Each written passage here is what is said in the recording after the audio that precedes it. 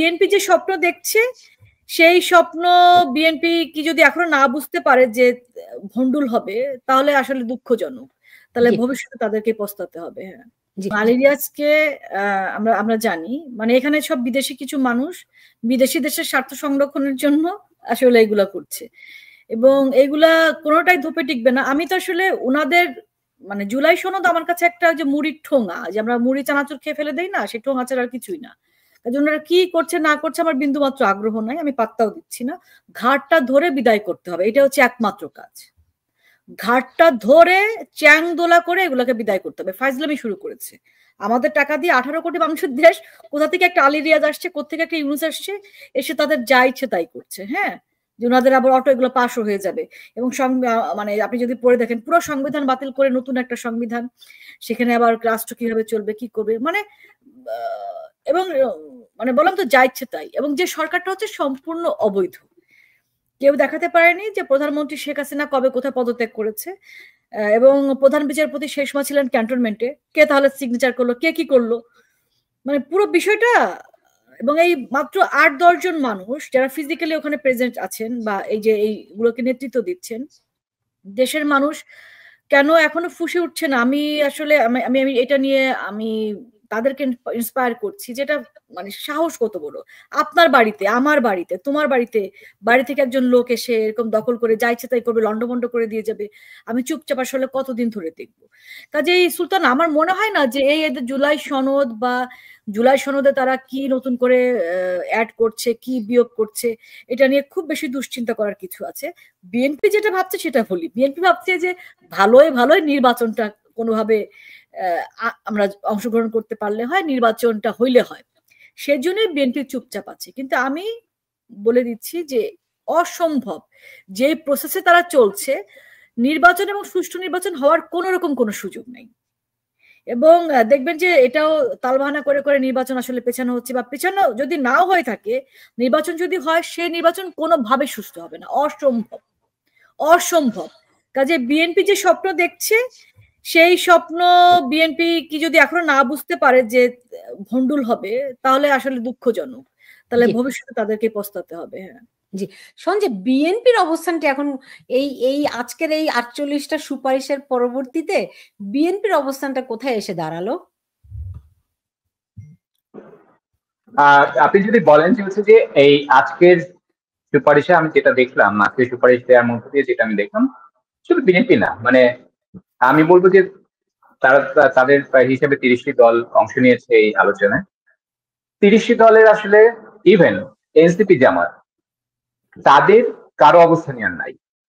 কেননা আমি বলি যে এইখানে একটা বড় জিনিস তৈরি হয়েছে, সেটা হচ্ছে নোট অফ ডিসেন্ট দেওয়া হয়েছিল, মানে বিভিন্ন দল, এটা ইভেন সিপিপি পর্যন্ত দিয়েছিল অনেকগুলো, ওই যে মূলনীতি চেঞ্জ করা যাবে না ইত্যাদি ইত্যাদি নানান কিছু নোট অফ ডিসেন্ট দিয়েছিল, বিএনপি অনেকগুলো দিয়েছিল, পিআর সিস্টেম অনেক কিছু দিয়েছিল। মজার বিষয় হচ্ছে আপনি 8 মাস আলোচনা করলেন, আপনি মানে যখন সনদটা হচ্ছে যে সই নিলেন, তখনও আপনি সেইখানে এই নোট অফ ডিসেন্ট গুলোকে আলাদা করে রাখলেন এবং বললেন যে প্রত্যেকটা দল তাদের নির্বাচনী যে ইস্তেহার, সেই ইস্তেহারে তারা এই বিষয়গুলো রাখবে। জনগণ যাদেরকে ভোট দেয়, যদি হচ্ছে যে বিএনপি কে ভোট দেয়, তাহলে বিএনপি যেসব নোট অফ ডিসেন্ট দিয়েছে তারা সেগুলো করবে না, বা যেগুলো একমত হয়েছে সেগুলো করবে, বা অন্যান্য দলের ক্ষেত্রে তাই হবে। ধরেন সাকিব ভাইয়ের দল গণসংহতি যদি জয়লাভ করে আর কি, উনি যদি প্রধানমন্ত্রী হতেন, তাহলে ওনার নোট অফ ডিসেন্ট যেগুলো আছে সেইগুলো হয়তো উনি বাদ দিতে পারতেন আর কি। কিন্তু এখন তো সাকিব ভাইও পারবেন না। কারণ কি? কারণ হচ্ছে যে সাকিব ভাইদের এই যে ভুল বুঝিয়ে আর কি, এটা হচ্ছে যে পুরোটাই আসলে কি বলবো যে মানে মূল যে প্রস্তাবগুলো ছিল আর কি, সেই প্রস্তাবটাই কিন্তু গণভোটে যাচ্ছে। আপনাকে আসলে মানে বলতে হবে যে আপনি আসলে এই প্রস্তাবগুলো সমর্থন করেন কি করেন না, মানে কারো কোনো নতুন কিছু নাই। মানে হচ্ছে যে আপনি 8 মাসের আসলে পুরো আলোচনাটাই হয় পানিতে গেছে, না হলে এটা পিকনিক হয়েছে, বা ধরেন হচ্ছে যে অনেক নেতাকে আমরা চিনতাম না, লাইভ হয়েছে, মানে বিভিন্ন মানে বাংলাদেশের সব পত্র পত্রিকার ইউটিউব চ্যানেলে এটা দেখা গেছে। তারপর হচ্ছে বিটিভি তো দেখিয়েছি, আমরা অনেককে নতুন নতুন অনেককে দেখেছি আর কি, মানে আমি নিজে চিনতাম না অনেককে, তাদের কথা শুনেছি, দেখেছি। এই যে একজন পরিচিতিমূলক একটা সভা হলো আর কি গত 8 মাস ধরে, সেই সভাটা আসলে খুবই উপভোগ্য ছিল। মানে বিভিন্ন জন বিভিন্ন কথা বলেছেন না, একজন আরেকজনের সঙ্গে যুদ্ধ করছেন, বাম নেতারা উঠে চলে যাচ্ছেন, তাদেরকে আবার আলী রিয়াজ সাহেব বাইরে এসে জড়িয়ে ধরে, মানে বদরুল মজুমদার জড়িয়ে ধরে তাদেরকে আবার ভেতরে নিয়ে যাচ্ছেন। এই অসাধারণ দৃশ্যগুলো, এইগুলোই আসলে আমার কাছে 8 মাসের প্রাপ্তি হয়ে থাকে।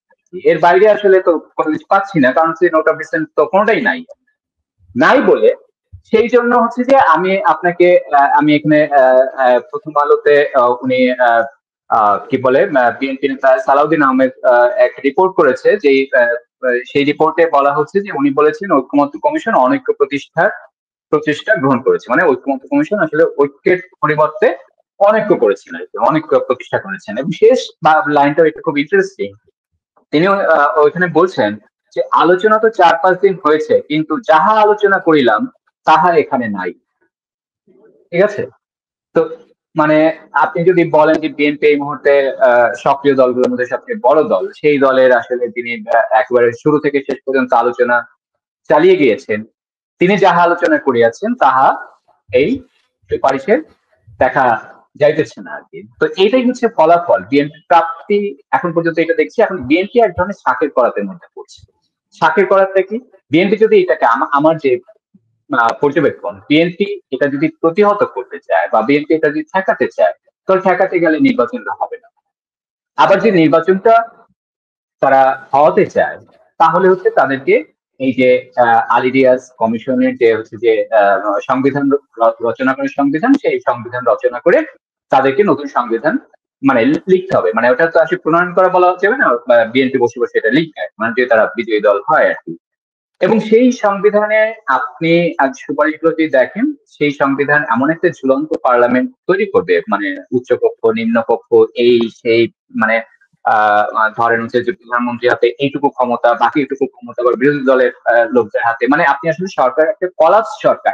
আমি যতটুকু বুঝেছি যে আপনি আসলে কোন সিদ্ধান্তমূলক জায়গায় যেতে পারবেন, যে কারণে বিএনপি আপত্তিগুলো জানিয়েছিল। তো সেটার কারণে হচ্ছে যে মানে যেই সংবিধান বা মানে যে সংবিধান হবে সেটার ভিতরে যে পার্লামেন্টটা হবে, সেই পার্লামেন্টটা আসলে বাংলাদেশের প্রচন্ড ধরনের এক ধরনের অচল অবস্থা তৈরি করবে আর কি।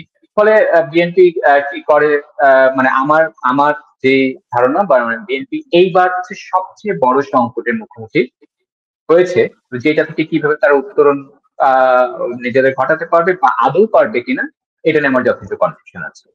জি, আরিফ রহমান রুমা, দেখেন এনসিপি এবং জামায়াত চেয়েছিলেন যে এই ঘোষণাটি প্রধান উপদেষ্টা দিক, রাষ্ট্রপতি নয়। তারা কিন্তু এখানে সেটি নির্ধারণ রাখলেন যে ডক্টর আলী রিয়াজ স্পষ্টতই বললেন যে এই ঘোষণা প্রধান উপদেষ্টা দিবেন।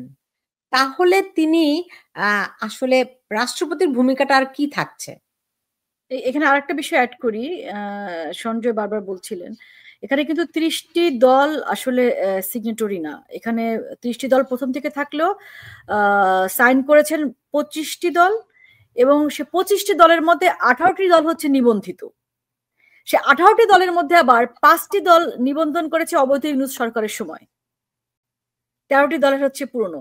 অথচ বাংলাদেশে আমাদের নির্বাচন কমিশনে নিবন্ধিত রাজনৈতিক দলের সংখ্যা 52টি। কিন্তু তাহলে 52টির মধ্যে 18টি এখানে সাইন করেছে। সে 18টির মধ্যে আবার 5টি হচ্ছে অবৈধ ইউনূস সরকারের সময় নিবন্ধিত।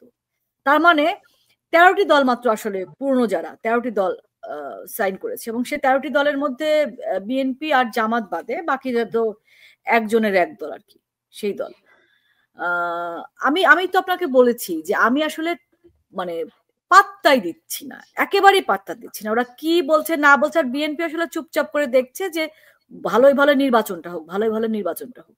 তারা ধরে নিচ্ছে নির্বাচনটা হবে এবং সুষ্ঠু হবে। এবং আপনি দেখবেন যে এটাও বিএনপির একটা বোকামি। এই নির্বাচন আমরা যদি এদেরকে ঘাট ধরে বের না করি, এরা সহজে নড়বে না। মোহাম্মদ ইউনূসের যে ক্যারেক্টার আপনারা দেখেছেন, যে গ্রামীণ ব্যাংকের যে চেয়ারম্যানশিপ, সেটাকেই তো তাকে সরানো যাচ্ছিল না এই বৃদ্ধ বয়সেও। মানে বাংলাদেশের সব প্রতিষ্ঠানের যে প্রতিষ্ঠানে থাকতে হলে তার যে বয়সের একটা বার থাকে, সেটাকে উনি তোয়াক্কা করছিলেন না। তো সেই হচ্ছে অবস্থা এখানে। রাষ্ট্রপতির যদি উনারা ন্যূনতম সেই জায়গাটা রাখতেন, তাহলে তো আপনার ইউনূসের ক্ষমতায় দখল করবার কথা না। তারা কি কোন রকম নিয়ম রক্ষা করে নিয়মের ভিত্তিতে এসেছেন কিনা, এবং তাদের বলতে পারেন যে এই সোর্স অফ পাওয়ারটা কোথায়। পাওয়ারটা হচ্ছে একটি দেশ, একটি বিশেষ দেশ, পাকিস্তান না, কিন্তু পাকিস্তান হচ্ছে যে সুযোগ পেয়েছে, সুযোগে তারা এই দেশটাকে লন্ডভন্ড করতে আসছে। সো একটি দেশ বলবো বা একটি প্রজেক্ট বলবো, সে প্রজেক্টের আন্ডারে তারা বাংলাদেশটাকে বিদেশিদের হাতে তুলে দেবার জন্য, এবং আমরা আসলে একটা আন্তর্জাতিক ষড়যন্ত্রের পার্ট, আর কিছুই না। জি সঞ্জয়, ধরেন রাষ্ট্রপতির ভূমিকাটা কি থাকবে এই প্রধান উপদেষ্টা যখন ঘোষণা করবেন, তখন কি ধরেন রাষ্ট্রপতির পদ খারিজ হয়ে যাবে কিনা, আমাদের প্রধান সেনাপতি বা সেনাবাহিনী খারিজ হয়ে যাবে কিনা, এরকম অনেক প্রশ্ন আসছে। আসলে কি দাঁড়াবে যখন এটা প্রধান উপদেষ্টা ঘোষণা করবেন? আমি অন্তর্বর্তী সরকারের যদি 14 মাস, প্রায় 14.5 মাসের পদক্ষেপগুলো দেখি আর কি, সেই ক্ষেত্রে আমি বলবো যে হচ্ছে যে মানে আমি সরকারকে এইভাবে দেখেছি যে তারা আসলে একসঙ্গে সবকিছু করে না কখনোই, মানে তারা এক এক ধাপ করে আগান।